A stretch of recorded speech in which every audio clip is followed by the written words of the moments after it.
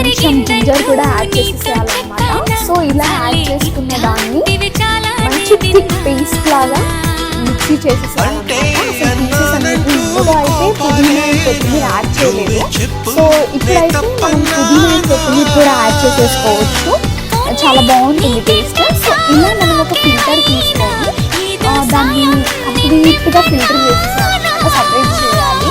So మనకు కొంచెం extra taste అనేది బయటకు వచ్చేస్తుంది, ఈ గ్రేవీ అనేది మనము బౌల్లో పడిపోతుంది.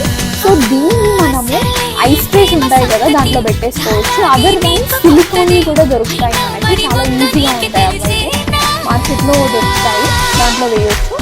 సో ఇలా మనం ఓవర్ నైట్ మొత్తం పెట్టాక క్యూబ్స్ లాగా ఫామ్ అవుతాయి కదా. ఎవ్రీ డే ఒక 2 క్యూబ్స్ ఆర్ ఎన్నఫ్. చాలా హెల్దీ, హెయిర్ గ్రోత్ అయితే చాలా చాలా మంచిది.